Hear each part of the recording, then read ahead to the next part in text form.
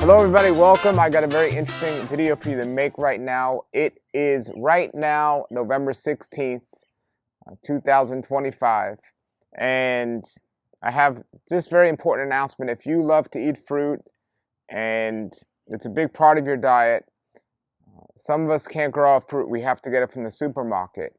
And I love persimmons. And here in South Florida, even though I grow a lot of my own fruit, persimmons are something that doesn't thrive in South Florida. There are only two varieties that thrive here.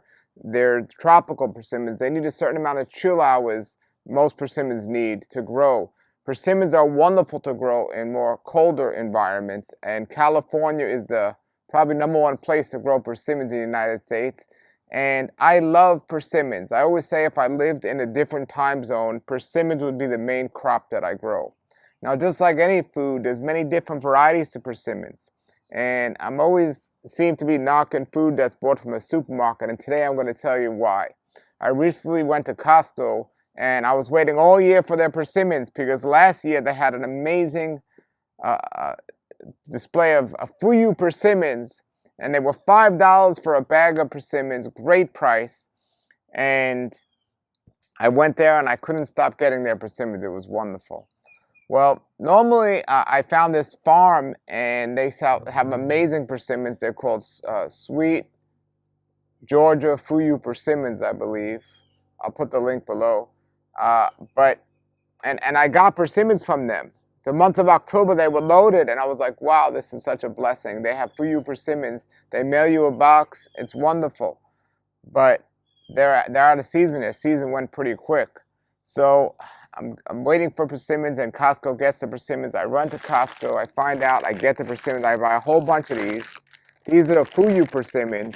They're non-astringent. I remember when I was in California years ago, I got these non-astringent Fuyu persimmons, unlike the ones I grow where you have to wait till they get soft or they taste like chalk. And some people don't even like persimmons because they don't realize that some are astringent and some are not. And if you get one that is and you eat it when it's unripe, when it's hard, it tastes like chalk. And you might think, I don't like persimmons, but if you wait till they get soft, they're amazing. But these Fuyu persimmons, you can eat when they're hard. And I used to get them in California and love them. So when I saw Costco with them, they were wonderful. So this year, I bought them and I ate a couple and it was wonderful. The next day I got a headache and I was like, why do I have a headache? I was trying to think about what I did. I couldn't realize it, but I went back to Costco to get more persimmons. And when I got in the car, I looked at the bag. And the bag said, so I always make sure I get my produce from the United States. Very seldom will I get my produce from outside the United States. Because as questionable as the organic laws are, definitely in another country you don't know what their practices are and what they're doing. There's somewhat regulation here in the United States. And also, if you get it from another country around the world, you know, the shipping time, the time it gets to you, the preservatives that might be added or whatever's done, it's all questionable. So I like to grow my own food is best. I like to buy at local farmers markets best. If I have to buy from the store, definitely, or 99% of the times I want to get it from the United States. Well, this came from the United States, these persimmons, but it said on here in small letters, so small I had to take a picture with my cell phone and look at it to see, and it said, treated with sulfur dioxide for fungal use. Treated with sulfur dioxide for fungal use. Now, usually sulfur dioxide is added to dried fruit to prevent mold and things like that. I've never seen it really on fresh food, even though we know they put stuff on here. And by law, if something is in a package like this, even if it's fresh fruit, it has to say that if it's treated with that, it has to say it's treated with that. Now, if it's a single fruit that's sold just a fruit, it doesn't need to say that. It's not a good law because I want to know what my food's treated with, even if I just get a single fruit. But so you really can't go by that. And I'm normally not a fan of getting fruit in plastic because I don't like to waste the plastic or use more plastic. I do believe not only is it just bad for the environment, but there's still some microplastic poisoning that might affect the food. But regardless, what is sulfur dioxide? It says it's harmless or it's not dangerous unless, and then it says if you have asthma, 5 to 10% of people that have asthma, it might affect them. But it also says some people that are sensitive to it will experience everything from headaches to rashes and other so-called side effects, what I call them direct effects. So regardless, and they also say if they use a small, super small amount, they do not need to label it in a package. So it doesn't mean it's always not in there. So that's another reason why I'm not a big fan of store-bought fruit. But for persimmons, I'll try the store-bought fruit. So I got the store-bought fruit, and I'm going to return these. And I was like, well, what am I going to do for persimmons? Well, I went to a local big box store here in Florida called Costco. And I was very pleased to see not only did I have Fuyu persimmons, I'm not Costco, Publix. Not only did I have Fuyu persimmons, but they also had Hachiya persimmons. Hachiya persimmons are not, are astringent. So these are the sweetest persimmons you will find, but they have to be eaten soft. They cannot be eaten hard or they're like chalk. There's another Fuyu persimmon that they had, which was wonderful. Well, I looked at the label, and the farm was the same farm. So I wanted to call them up and see, do they use sulfur dioxide or anything else sprays on here? Because they're not labeled organic. Well, I'll reach out again and try to get the owner on here to just learn a little bit more about persimmon farming. And if I can, I'll put that interview on this video. But what he told me was they do sell some organic persimmons that they ship to Trader Joe's. But these persimmons that they ship to Publix, they do not use sulfur dioxide or anything else. So even though they're not labeled organic, they're just no sprays in here or anything else. Now the ground, I'm sure they spray with weed killers and things like this if they're not certified organic. That's one of the reasons why they're not certified. And even if you get the organic and it's next to the ground that's using weed killers and things like this, it's going to come over. So another reason, unless you're on the farm, you don't know, you got to be careful with. But much better than the Costco variety. And the price was comparable with Costco, which was pretty interesting for a big box store because it's usually much cheaper at Costco. So it was a good sign on the Hachiya and also on the Fuyu persimmon. I'm excited. If you're in South Florida, Publix, go and you can get these. And this farm was called Simple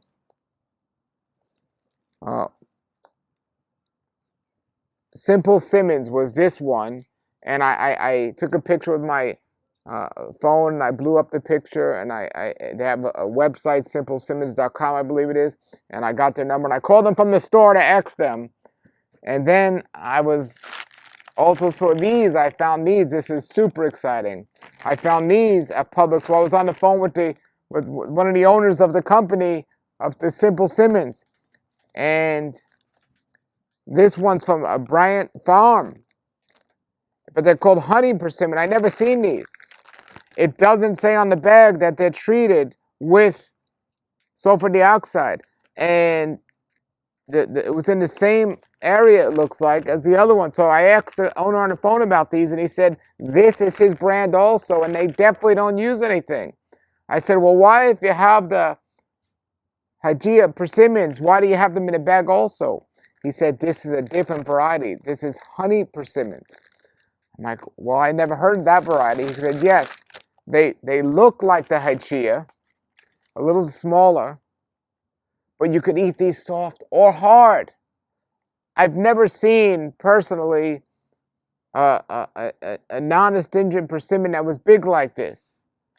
And they don't use it. So I bought these, and even better than the Hachiya was these. Absolutely amazing. I'm actually going to go right now and get some more. Absolutely amazing. And I love them soft, and they just happen to be soft. I guess they were sitting along. So I haven't eaten them hard because the ones were soft in the bag. But excellent, excellent, excellent variety. Honeys. Really wonderful.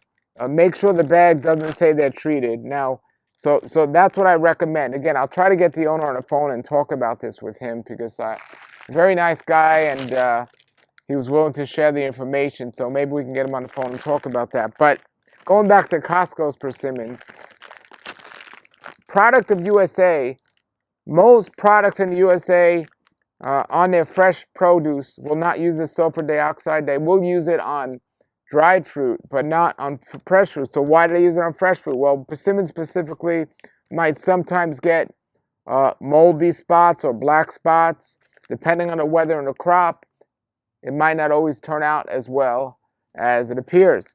So apparently this company normally doesn't use any of the sulfur dioxide, but sometimes they might have to based on the crop, the weather, could be the weather, whatever it could be. So sometimes they do use it, and they have to label when they use it. So don't give up on Costco. I'm not going to give up on Costco or even this farm. This farm was Regatta Farms, Regatta Farms.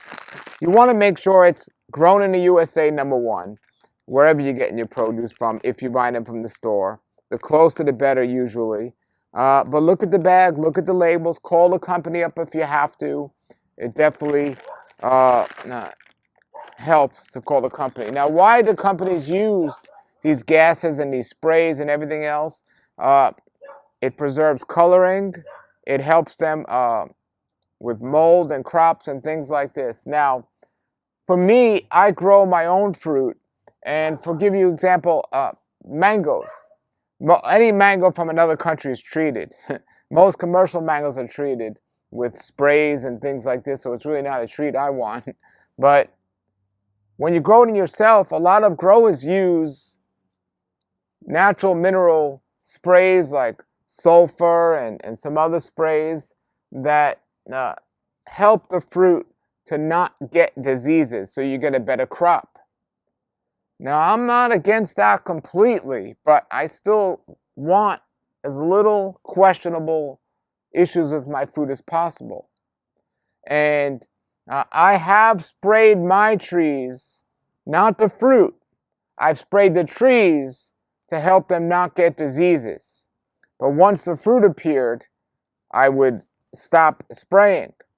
However, there are some growers that continue spraying when the fruit appears. Now, there's a big difference between the toxic chemical sprays that a lot of commercial farmers use versus the natural farmers, at least the ones I know here in South Florida. They're only using like potassium and sulfur and natural mineral sprays. However, they can still, they're still not as best as getting it fresh and natural as possible. And I'm experimenting with not spraying at all this year to see the difference. I'd rather have less of a crop, not no crop, but less of a crop, all natural, with no sprays, than the best crop with sprays. However, if I get no crop or a very poor crop, then I got a question I got to make.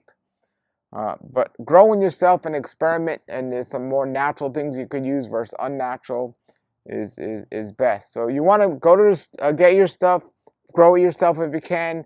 If you have to buy it from somewhere else, maybe look at local people that are growing on Facebook Marketplace or something and learn about their practices of what they're doing. If you have to go to farmers markets, learn about the farms, maybe go and visit the farm because they're driving from not too far away to begin with to get to the farmers market. So maybe drive out to their farm and meet them and see what they're doing. Ask them these questions. If you are getting something at a store, like I said, I called this company up and they were willing to talk. If they're not willing to talk, that's questionable. But learn about what they're doing. I might even get the owner on the phone and talk to him so you can learn a little bit more about how it works commercially, because things are always different. There are good strict laws in the United States to make sure there's no funguses and bacteria that are harmful and dangerous. But at the same time, to avoid those fruits from being harmfully sprayed with or to avoid them being create bacteria or something else, they have to spray them, and sometimes it's with harmful things. So keep these things in mind. And it's still not ideal if they're using weed killers on the weeds under the trees because it's questionable. Some people will say, well, it'll get in the fruit on the tree, and some people say not. But again, I'm definitely not using any weed killers or anything like that. So that's still questionable. But there you go. You want to do the best you can do, and but definitely it's your body, your investment, and what you're putting in your body. So I just wanted to give you that update. It's persimmon now. Persimmons will last usually from October to December. Commercially, if you're growing them somewhere that might be a little bit different, so keep that in mind. Persimmons are an amazing food. These are just 3 of the many varieties that they have out there.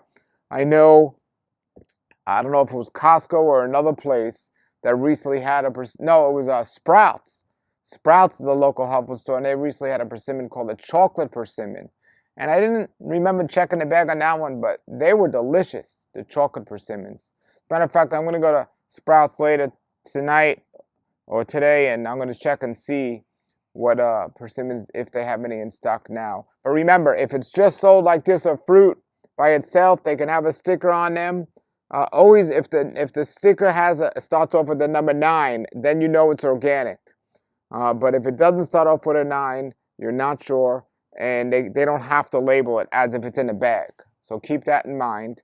And also keep in mind, even if it's organic, now there's this new thing called a peel, which is like a wax or something they put actually on there that doesn't have to meet organic standards, from what I understand. So keep that in mind, or they're fighting for that. Maybe they do, or they're fighting so they won't.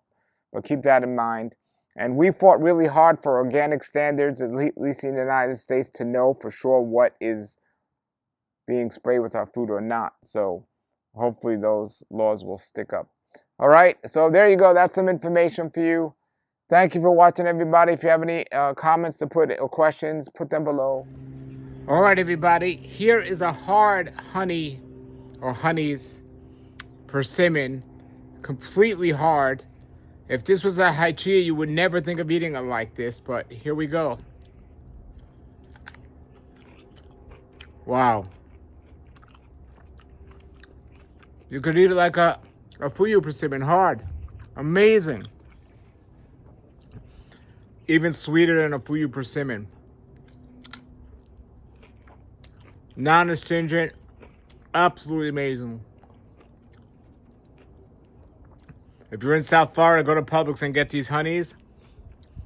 Go to Trader Joe's. I don't know which ones they have organic, but he said they had organic ones as well. Even better. I'm going to go to Trader Joe's and try to get some. But excellent. Make sure it's from the Bryant Farms. And thank you to Brandt Farms for this. See, we got to keep looking, and we learn about new things. Thanks for watching, everybody. Have a great day. All right, everybody, I want to give you all an update to this video. It's a couple of weeks later, and Costco got these persimmons in now. I don't know the particular farm, but, well, the farm says Nature's Partner. And the good news is they do not have the sulfur dioxide on these. So back to the way they've always been. And the website here is doyouforyou.com. So they do not have the warning. By law, they have to have the warnings on their bag. So maybe it was an abnormal thing that they had it on the previous batch, because it says normally they don't. And I don't remember it being on previous ones, but the good news is, look for this bag. And it looks different than the previous bag we spoke about. But they do have the Fuyu persimmons at Costco. $5 a bag. Delicious. So, I wanted to give you an update, a positive update. They have these at Costco now. Very good. Great price and tastes great. There's the update. Hello, everybody. Welcome to the show. I'm so excited about today's guest and today's topic. This is the owner, one of the co-owners of Bryant Farms in California. And this is Michael. Michael, how you doing? I'm good. How are you? Very Glad good. to be Mike, here. Glad to be here. oh, I'm so glad to have you here. Michael, how many acres is your farm? You grow a lot of things. Tell us what you grow and how many acres you have. Well, we grow peaches, plums, nectarines, a few table grapes, and persimmons, a little bit of citrus here and there, kind of hobbyish. All in all, we probably have about 2,000 acres of produce that we either grow or handle for some other small family farms in the area as well. And what's your growing zone? What growing zone are you in? We are in the central part of California in the San Joaquin Valley, so pretty nice Mediterranean climate. Probably actually the most productive area in the world when it comes to growing permanent crops. Nice. I guess you're too cold for tropical stuff, though, there, right? We are too cold for tropical. We usually get about eight or 900 chill hours a year during the winter time, which would be hours below 42, 45 degrees. So perfect climate for growing stone fruit and some of the deciduous types of fruits. Yeah, it's we rarely get freezing temperatures. Hence all the navels and stuff that are grown here during the winter time in our region. Um, the region is also known for major almond production. Lots of table grapes grown in this area. It is the fruit basket of the world for sure. Do you grow figs? We do not grow figs, but figs are grown nearby for sure. So they're growing that climate. And what besides your farm, do you have a personal property where you grow stuff, or you just overwhelmed at work where you don't need to grow trees at home? No, I don't. I don't. I probably have a little bit of some blackberries and boysenberries in a home garden, and we try and grow some tomatoes and stuff like that. But for the most part, my efforts are all on tree crops, peach, plum, and nectarine. Those are our biggest items that we grow all year. Now I know something that grows there that's wonderful. I don't know if you've heard of it, but it's called white sapote. Have you heard of that? I have not. Yeah, that's definitely got to try that. It would grow perfect in your climate, and it can't ship well. It's not a good commercial product, but it's absolutely an amazing local product. White sapote. Okay, Yes, yes. I'll So, take a look. you own this big commercial farm. Did you grow up into the business, or did you start this later on? How'd you get into it? I did. I'm a third generation farmer. My father and grandfather moved into this area from Oklahoma back in I was probably the early 40s. Um, so I'm third generation. I'm a transplant into the Brandt Farms business. Um, this goes back to, grandparents knowing each other, parents going to school with each other. I decided to come work for Brandt Farms when I graduated college in 1993 and been here ever since. So I'm on my 32nd year and part of the succession plan that was put in place about 15 years ago. So me and one of the Brandt sons are basically now the owners of Brandt Farms, and it's definitely a family affair. Wonderful. Now, I want to talk specifically about persimmons. I just made Okay. a video about this because I we can only grow two persimmons here in South Florida that rarely in South Florida that are tropical that do not need the chill hours. Up in Central Florida, they can grow persimmons that get more chill hours, like the Fuyu and all of the other types of Japanese type persimmons and all of the persimmons. Up in Georgia, I found a farm that grows Fuyu persimmons. That's a great region for growing. But I was recently in the supermarket to buy persimmons. I would go, number one, I would go to Costco to buy persimmons. They have Hmm. great persimmons at a good price. I would go there. But I was sad to find on their persimmons, it said it had, I got the bag in the other room, the dioxide. What was it? The chlorine dioxide, did I tell you? I can't remember. It might have been sulfur dioxide, Sulfur which which dioxide, would, yeah. which would be which would be really interesting because I don't know of anybody that does that. Yeah, they had Um, sulfur dioxide, and I don't want to put that in my body. I know it says it's healthy and it's meets their standards. Now I did look and they said it's just sometimes they use it, and I right, found other times where they don't, but I don't want to take the chance. So I was continuing to look, and I went to in Florida we have this supermarket chain called Publix. right, I found Fuyus there that I was excited to find there, and they were delicious. And I looked at the sticker, and they were your sticker. So the first thing I did was call you up. Well, I called your right. farm up, and I got you. It's been amazing to find out if you have this sulfur dioxide on it. And you said no. So, No. and then you have some other persimmon varieties I want to talk about. But tell me about your growing process of persimmons. Are they all the same? How many varieties do you have, and how do you do it? We have the Fuyu, the Hachiya, and the Honey. Those are the three varieties that we sell. Growing practices across those are similar. Um, there's really only one pest out here in California that we tend to have to manage, and that would be mealybug. Some orchards have it, some don't. We typically don't have to mitigate for that all the time. So if it starts to show up in an orchard, we would go in there and start taking care of it. And those are things that we can do, post-harvest during the dormant season, during springtime when there's actually no fruits. The fruit doesn't get formed until you'll start to see blooms on a persimmon around May or so. So there's a lot of time throughout the year that we can go in there and try and take care of mealybug when there's no fruit on the tree. Once fruit's on the tree, I think we're pretty well limited. There's not a lot of materials that you can use that are registered for persimmons. But we do have tools to take care of mealybug. The only other thing that we manage out in the orchards are weeds. The benefit of a persimmon is you don't have issues with fungicides. You don't have, in tree fruit, we have to do a lot of work to mitigate for brown rot and other types of bacteria. Persimmons are super easy. I mean, that's one of the things why we kind of like them because it's a relaxing time period for us compared to stone fruit. Um, so crop care intervention is really pretty minimal. We hand pick these, we hand pack them. They're not machine, they don't run over a pack line machine or anything. They're just basically picking box into the box. And so you'll see some natural bloom that's on the fruit. Like you'll see on a plum or anything, they'll have a little bit of a natural protectant haze on it.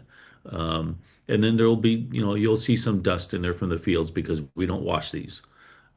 It's not something that's necessary. It's kind of like table grapes, same scenario. They're packed out in the field. These aren't packed in the field, but they're hand packed to ensure because persimmons are susceptible to bruising and scuffing and stuff like that. So we like to hand pack them. Because of that, we don't have any post-harvest application of any materials on the fruit at all. It's always advised to wash your fruit before consuming it. But what you're going to be taking off of our persimmons when you wash them is just the natural bloom and any, natural dust that may have been on the fruit, throughout the growing season. So Okay. no crop care materials as far as we know. On Okay. top of that, on top of that, annually we do MRL testing on our fruits just because for our food safety practices that we have to ensure that we're within tolerances on spray applications if we happen to use some. And most of the time they're usually non-detect on a persimmons. Now, did you say we were speaking, you have some organic and some non-organic? We do. We don't personally grow any organic persimmons, but we have a couple growers that are organic. And so for those, we do sell those organically in a few different marketplaces. We do some of those into Trader Joe's and elsewhere. But our production is all conventional. And you mentioned a Fuyu grower in Georgia. I just have to mention that one of our growers who's local here lives in Georgia, and it may be the same farm because they farm persimmons locally to us, and they farm in Georgia near Savannah area. Yeah, this is not too far from the Savannah area. I Yeah, can tell you the name. I mean, I'm not hiding it. You want to know the name? sure. A sweet Fuyu, Georgia persimmons. I don't know. I don't Okay. know that she's ever told me what their actual farm name is. Okay. Yeah. I know that they grow them in Georgia. So Yes. yeah, Okay. Besides the Fuyu, you have these other varieties. One's called Honey and one's called Hachiya. Now, Hachiya is the popular one. And then there's the Honey. And this was what I made in my video about. I never heard of Honey. I have your bag here. right, Now, Hachiya, what's great about it is Fuyu's well, not great about it. Fuyu you have to eat. You can eat soft or hard, but Hachiya you got to wait till it gets soft to eat. right, Although it's yeah, astringent, you have to wait till it gets soft. That's like the varieties we get here in South Florida. You got to wait till they get soft. But right, the honey, I never heard of this. It looks and tastes like a Hachiya, but you can eat it hard or soft. right, yeah. So that's the benefit of the Honeys program is that it's unique in that you can use it however you want. So whether you want to have them soft for pulp for baking or use them when they're hard like an apple, it's definitely a very it's got a lot of usefulness to it. So it's a great piece of fruit for us. Now, did you invent this variety, or was it a common one out there under a different name? Because I never heard of it before, and it's absolutely meets all the needs of the consumer. Because, like I said, you could eat it hot or soft, and it tastes as good as a Hachiya. Yeah, it's unique to us. So, Wow, yep. that's amazing. Okay, so with that, are all the seasons the same of all of these persimmons? Yes. They're all the Yeah. same. For us, we generally start. There's a number of people in California that will start early on persimmons. We've seen Fuyus being picked as early as in September, and we don't know how. There's some early producing regions. There's also some that will potentially treat them with ethylene gas to get them to color earlier. We like to leave them on the tree and wait till they're good and orange on the tree and pick them. So our season starts a little bit later. We're generally about the third week of October is when we start, and we will wrap up. We'll wrap up Hachiyas and honeys here about next week, which would be the first week of December. And Fuyu persimmons, we can usually carry those through the Christmas season, depending on how well the crop set is. If we have a low set on the crop, it can be we'll run out a little bit earlier. But persimmons can be somewhat alternate bearing. So some years we have big crops, some years we have lighter crops. So this year tends to be a little bit of a lighter crop year. So we'll be wrapping up Hachiyas and honeys probably first week of December, and Fuyus probably around the Christmas time. I gotta Uh, stock up because I'm going to teach a children's class at a school, and the reason why I planned it at this time was so they could have your different types of persimmons. So I'm gonna go to stock up there yes, this week because that's on December 4th. I'm teaching you that. got you got So, about 2 weeks left. oh, I think good. So I good. think That's last shipments are going to be somewhere in December 2nd, 3rd, 4th, somewhere around there. okay. Good because December 4th is the class, so I'm gonna try to do Yep. that. So now here in South Florida, we have to get wild ginger. I mean wild persimmon root uh, to uh, to top work with a graft the varieties Yep. we want here. So in general, all persimmons they're not true to seed in general. No. Not no, they're not. There's none that are okay. Yeah, they're all grafted. We have to do the same thing. We have to find the root. I forget what the name of the actual root is, but They have a Virginiana one here. They call it. It's a wild one. So yeah, so now I will could, a root stock from a persimmon that grows here in South Florida versus one that grows up north, will they work in the same environments? Do you know? I don't know. I don't know. Okay. I don't know if that rootstock is the same. I know we have a very specific rootstock that all persimmons are grafted on top of. Now, you mentioned earlier about you don't spray anything on the actual fruit, but you do deal with the crops for weeds. And we have a Yep. controversial here because we grow mangoes. That's our big crop here in South Florida is mangoes. And Okay. besides the spraying with the mangoes, which I make many videos about, most growers spray their mangoes here. But the question we get, or the controversy is there are some people out here that use products to control the weeds, and they'll go right up to the tree and they say it doesn't affect the fruit at all. And then some people say, well, I'm not going to do that. So, do you have any information one way or the other? Do you know if it makes a difference in the food, if at all, if the crops are used? Um, from our testing, because like I said, even between our peaches, our plums, our nectarines, table grapes, everything that we grow, we do periodic MRL testing, maximum residue level testing on the fruits themselves. So part of that is to verify which countries we can go into because every country has a little different MRL status, and we also want to know if our spray practices are correct. Um, and when you follow the label guidelines for those materials, you never really fall out of compliance for MRL levels. In all the tests that I've ever done, I have never seen a herbicide show up in the MRLs. Um, we will see fungicides show up on a stone fruit. If we're doing post-harvest applications, we actually want to monitor how much residue we have on the fungicide to make sure we're effective.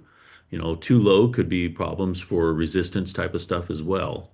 So we have to watch that. But in all the years that I've done testing, and it's been decades, I have not seen a herbicide show up in our products. So I doubt that it's translocating through the tree structure. Sure, sure. So, with these different persimmons, have you heard of this trick about the Hachiya persimmon that if you want to get it to ripen, you put it in the freezer, unripe, Yep. and then you take it out and it comes. Is that true?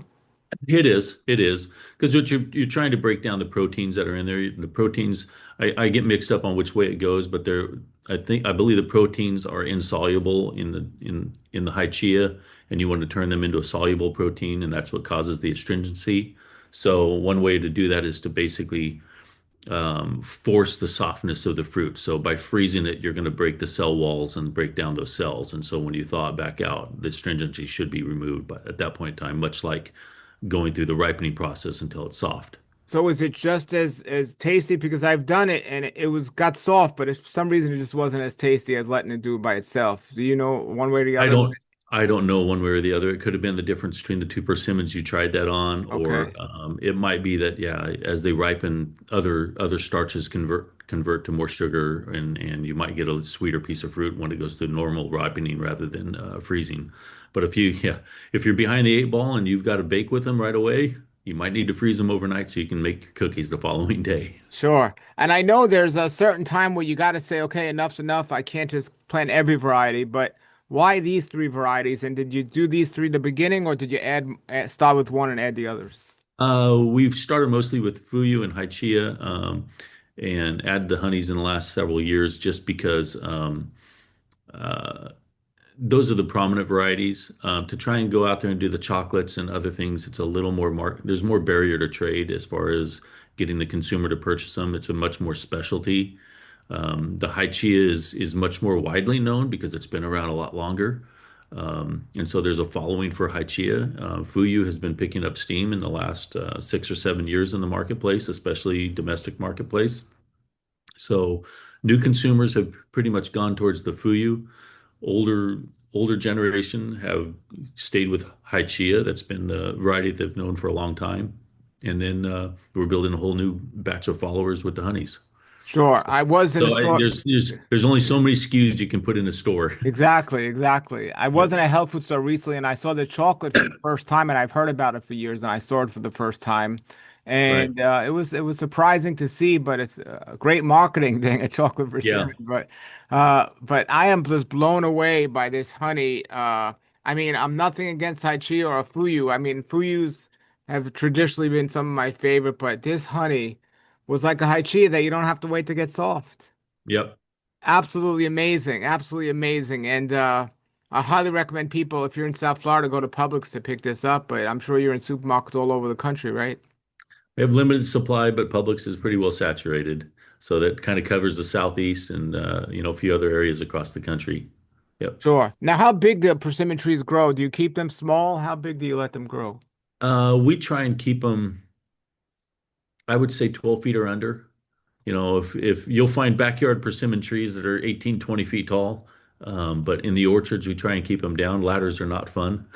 Yeah, Using ladders costs money, so we play with a couple different things to try and keep the trees a little bit shorter. Whether we toyed around with trellising them, a number of different things. So, but yeah, typically we're putting them down to about 10 to 12 feet. sure. And how far apart do you normally plant them? We're going um, probably a pattern of like 18 by 12. Is it in even rows or do you go diagonal for each one? We'll alternate. Sometimes we'll do a diamond plant. 1812 usually kind of creates a little bit of a hedge so you can just go, square planting straight down the orchard. So we 18 say wide. 18 It's wide, 18 12 in wide, but depth. yeah, 12 between the trees on the row and 18 wide for implements and trailers and stuff like that. Yeah, Fu it's Fuyus we go a little bit tighter. I'm currently doing 16 foot on a Fuyu because it's a little smaller tree. yeah. And do you sell strictly wholesale to the big supermarkets, or do you sell locally in town to farmers markets and things like this? We're pretty much direct wholesale to either wholesalers or retailers across the country. Okay, and you don't sell trees or anything like that. No, no, we Okay. don't. We're not in the nursery business. Sure, sure. No, that's really amazing what you got here. Do you have plans for any new varieties in the future, or are you set with what you're doing now? I think we're good where we're at right now. It's difficult. The square footage space in a grocery store is limited, and they carry a lot of SKUs, and so it's not always the easiest to add a new one to it unless it's something special. Honeys have been special, so it's been a good one to add. So, And yeah. how's the feedback been since there's not much room? Like, so you since you got the honey, do I mean people traditionally know the other ones, but do you see Mhm. people sticking with It's that, or did I buy these it's more? it's growing every year. Um, and what we have not seen it cannibalize the other ones as well. So Okay. it appears like they're either new consumers or people that are still picking up both or the other or so. So it's been a really good deal. Yeah. Sure. And how'd you get here in Florida when we grow a new mango or if somebody has one, we have interesting ways to come up with the names. How'd you come up with the name Honey? Any story behind that? Not really. Just look for things that would a name that would convey sweetness, the flavor that it is, and you kind of go around and you look at what's already been taken in the fresh produce world because whether it's a peach or a nectarine or something else, you can't really to trademark and register something. You have to be careful not to overstep something else. And Honey's was one that we were able to latch onto that I thought was a pretty good descriptor of what it tastes like. It's amazing. So now, as a Yep. grower myself, what I try to do is find fruit that grows off season that's abnormal, and I've been successful doing that with particular varieties. Have you in your trade ever found a persimmon that fruits out of the normal season? No, no. I think because of our winters here and how cold it is, uh, it would be difficult to find a deciduous type of piece of fruit that would be counter seasonal. Um, the reason we do persimmons, the reason we got into it in the first place is because we had a lot of infrastructure in place for our peaches, plums, and nectarines, and those that all that infrastructure kind of goes dormant about the middle of October, and then it kind of sits idle. So this was one way to continue to use our infrastructure, our cold storages, our marketing teams, our employees that we care for. This was an opportunity to keep them all going for another commodity that was kind of counter seasonal to the stone fruit commodity. Um, the citrus world is pretty well saturated. We didn't feel like that was a marketplace for us to get into, so we got into persimmons instead, and this will carry us till January. And once we get to January, we got about 4 months before our stone fruit season really starts to get kicking again in May. So we spend the winter time, figuring out what our plans are for stone fruit, working on marketing plans, how we're going to sell them, caring for the varieties, that kind of stuff. So this has been a good addition to us. Sure. And I remember being in Pennsylvania years ago where I seen Mhm. persimmons growing wild when it was snowing outside. It was able to Yeah, get that cold. So is there a temperature that it can it get too cold for persimmons or it can't? generally in the San Joaquin Valley in California, it doesn't usually get too cold for persimmons. There's a very high sugar content. I We haven't been fully tested on this, but I would say that you're probably safe down to 28 degrees before you'd have any frost. And for the most part, we're going to have them off before a real cold season hits. Excuse me. But we're coming up to what I would say is probably my favorite time of year for persimmons. It's when um, all the tree leaves are turning red and orange and basically falling off. And come here in about 2 weeks, we'll still have fuyus out on the trees with no leaves on them. Wow. And it's a beautiful sight because it's just nothing but orange orbs of persimmons hanging on this tree and limbs with no leaves. It's quite something to see. So Wow. that's kind of a neat time of year. It makes you really now you look at it and you go, man, there's a lot of fruit on the trees because you can see every single one. You know what's something amazing that's in South Florida that most people outside of South Florida never heard of? And it's in the persimmon family, is why I'm mentioning it. It's called black sapote, also known as chocolate pudding fruit. Have you heard of it? I have not. It's in the persimmon family, and Okay. they're absolutely amazing. And you could actually graft a persimmon tree on a black sapote rootstock. That's how close they're related.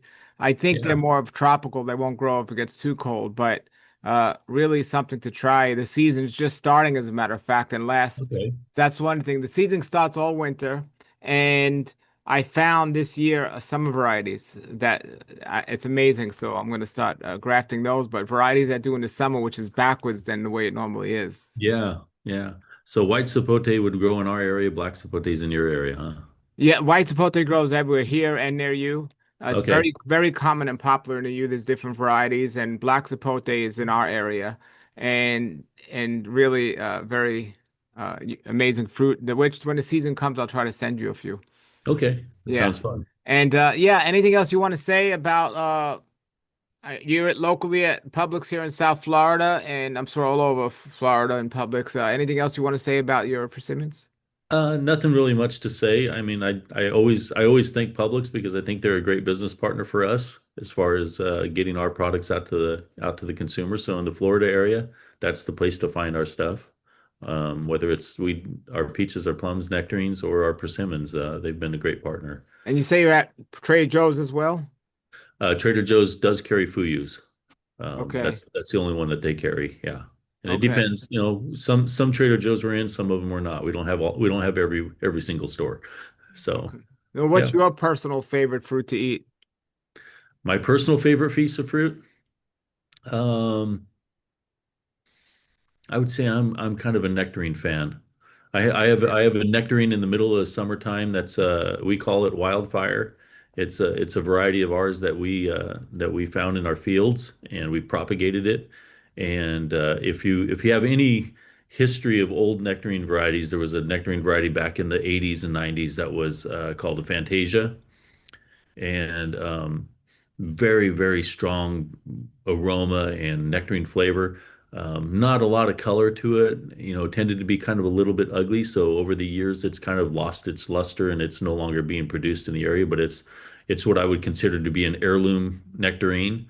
Well, our wildfire has kind of got the same exact flavor profile as that Fantasia. So it's got an heirloom nectarine, traditional acidic type of nectarine flavor to it that still has good appearance and good color for today's modern market, and probably my favorite And piece we'll of be fruit. able to get those in Publix or not yet? Yeah, they actually show Oh, up in Publix every year, usually towards the end of July. wow. That is Yeah, really great. That's yep. amazing. And tell me again one time, where are you located? We're located in right in the heart of Fresno. So the biggest major city next to us is Fresno. Okay. So we're just south of Fresno, California. In Okay. we're And that's located in a right in the small. middle of the state, right? Yeah, we're located in a little town called Reedley, California. Is it inland or close to the coast? Oh no, it's inland. We're right in the heart of the big valley, right there in the middle, and Okay. we get all our water from the Sierra Nevada mountains. It comes down. We're hoping for a good snowpack up there, and then as that snow melts, it comes through our irrigation systems. It's the valley here is an incredible growing asset for the country. I think it's a matter of national security. We grow a lot of food here. From a calorie standpoint. There's two counties right here in the heart of California, Fresno and Tulare County, and I believe that in calories produced of fresh produce between, let's say, dairy, almonds, and fresh produce like table grapes and tree fruit and persimmons and all that, I think we would be the largest country in the world in production. Really? Yeah, Really? it's massive output. And in our little center area here, where Reedley is, if you draw a 20-mile circle, you'll see more stone fruit and persimmons grown in that small area than you'll see anywhere in the country. So Wow. it's an astonishing ag area. And if anybody ever wanted to come see, a really, really productive ag region, this is the most productive region in the world. So. And are there any I mean, I think I passed there years ago and it was like I remember seeing milk farms. There are a lot of milk farms out there. There is. There's a Yeah. lot of dairy. There's a lot of And dairy. Tulare County, I believe, is a cow county. There's more cows than people, it which is, I farm in both Fresno and Tulare County. We're right on the border here where must we're at. smell great there. Certain areas, yeah, it's not so pleasant. Yes. So, Or maybe it is. It depends on your preference, right? any natural disasters that are common there? Like in Florida, we get hurricanes. I know Southern California, they get wildfires. What about where you are?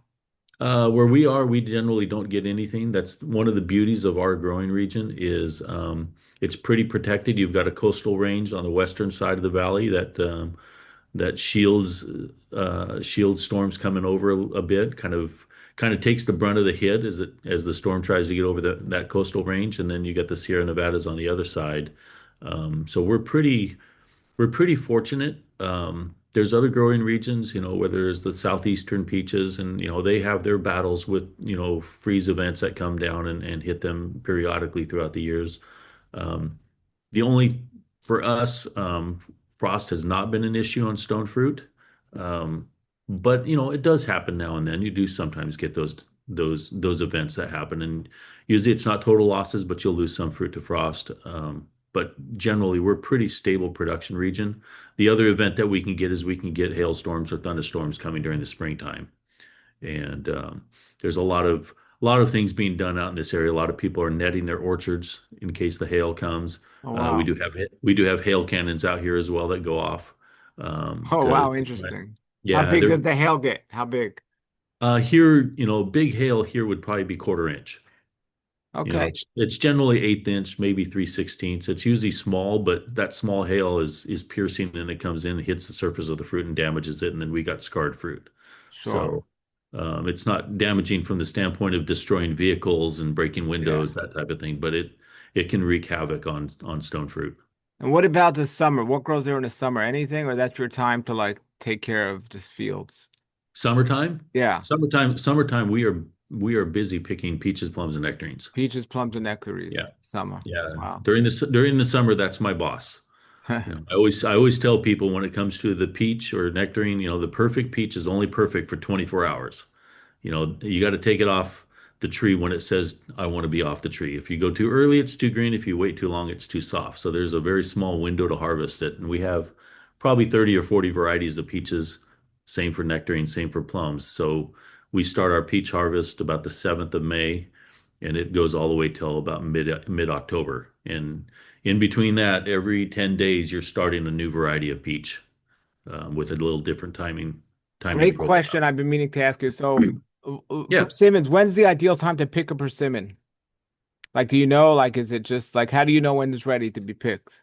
go by color. You're looking for By orange color? color. Yep. Okay. Yeah. So like a Hachiya, it will develop its color from the blossom end up, from the bottom up to the stem. And we like to pick them when it's pretty much full orange all the way up to the shoulder of the fruit where it comes over the top. You might see Okay. a little bit of green up there. Um, Generally, we try and get them full orange. As they hang on the tree, they get darker and darker and riper, and sweeter and sweeter. So, one reason why we like persimmons is, I can pick one the 1st of November or I can pick it the 1st of December. It doesn't really matter. They kind of just hang out there. Um, Yeah. so I can be a little more methodical on our harvest. My black sapote that's in the persimmon family, you got to wait till it lifts up, the leaves lift up and it's Okay. completely separate to know it's ready because it's just a green fruit and it turns black when it's ready to eat. Okay. So the question I have is some people have told me uh fruit when it's picked won't properly ripen off the tree, or certain fruits won't ripen off the tree properly as if they were on. Now I know from growing my own fruit, it tastes a lot different when I eat it right off the tree at ripeness than picking it Yep. early and shipping to somebody. And ha have you noticed that, or is there any truth to that? Does the fruit lose Oh, anything by being picked earlier? oh yeah. I mean, if we're talking about, stone fruit, peaches, plums, and nectarines, whatever the sugar content of that piece of fruit is, when you pull it off the tree, it does not get any sweeter. Okay, So really? yeah, like a Interesting. kiwi, for instance, kiwi, and we do handle a little bit of kiwi here. Kiwi will come off the vine at 7 bricks um, on the sugar content, and as it softens and ripens, the starches inside that kiwi will convert to sugar. And if it's picked at 7 bricks, when it softens, you can generally feel it's going to be probably 13, 14.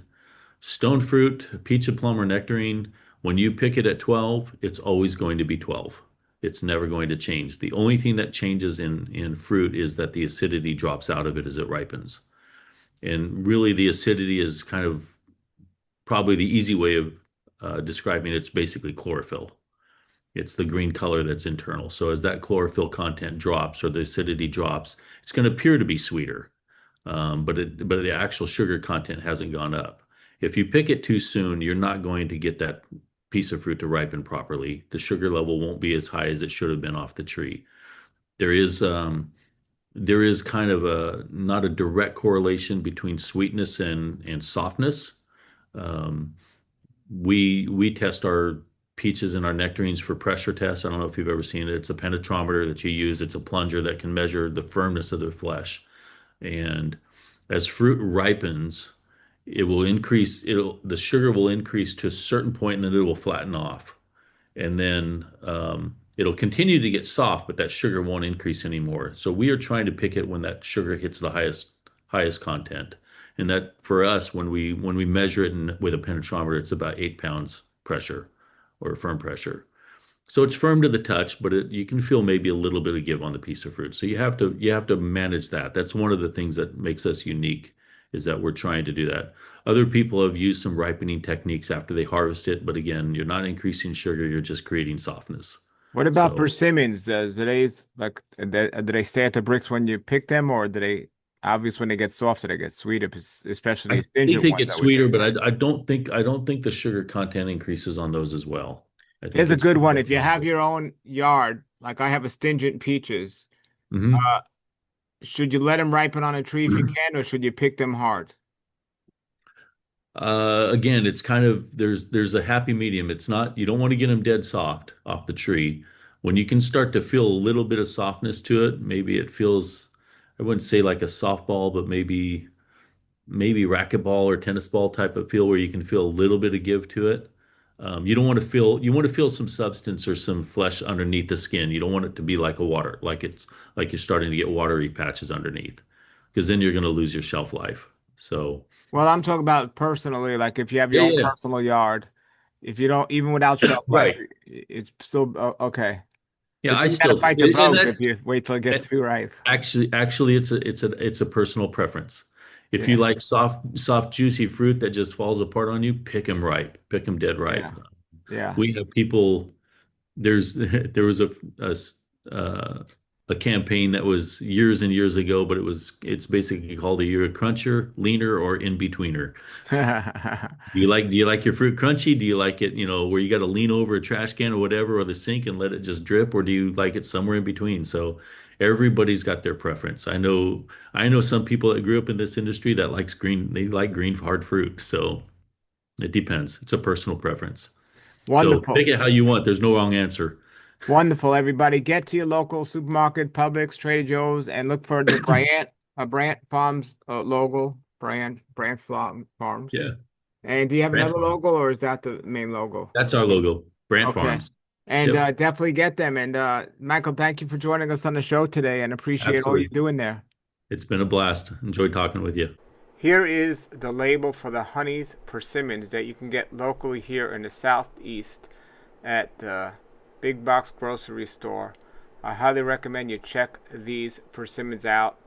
And if you have an opportunity to grow persimmons, I hope the information in this video today helped you do that. Thank you for watching. Thanks for subscribing, and keep growing.